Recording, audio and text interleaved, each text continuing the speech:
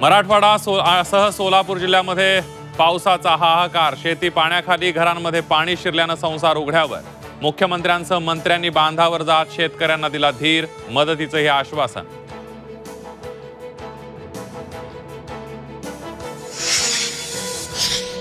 निम्म्याहून अधिक महाराष्ट्रात पुराचा कहर। ओला दुष्काळ कधी जाहीर करणार? शेतकऱ्यांसह विरोधी पक्षाचा सरकारला सवाल, तर निकष शिथिल करून मदत करणार सरकारचं आश्वासन। फोटो आणि ड्रोनच्या माध्यमातून केलेले पंचनामे ग्राह्य धरणार, शेतकऱ्यांना पूर्ण मदत करणार। लातूरमधील नुकसानीचा आढावा घेतल्यानंतर मुख्यमंत्री देवेंद्र फडणवीस यांची ग्वाही। सरकारचं मंत्रिमंडळ शेतकऱ्यांच्या बांधावर। अजित पवारांकडून सोलापूर जिल्ह्यातील नुकसानग्रस्त भागाची पाहणी, तर एकनाथ शिंदेंकडूनही धाराशिवमध्ये नुकसानीचा आढावा।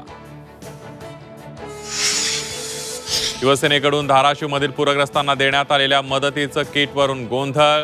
तुटपुंजी मदत नको म्हणत थेट मदत नाकारली। पूरग्रस्तांनी मदतीचा टेम्पो परत पाठवला। लातूर जिल्ह्यातील शेतकऱ्यांवर आसमानी संकट। व्यंकट कवडेंचं पुरात मोठं नुकसान। वृद्ध दाम्पत्यासमोर आता जगायचं कसं हा सवाल।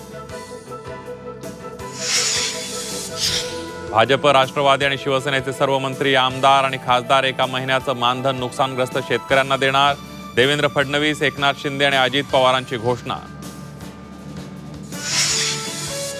प्रलंबित मागण्यांसाठी ऐन दिवाळीमध्ये एसटी कर्मचाऱ्यांच्या आंदोलनाचा इशारा। 13 ऑक्टोबरपर्यंत प्रलंबित मागण्या मान्य करण्याचा दिला अल्टिमेटम।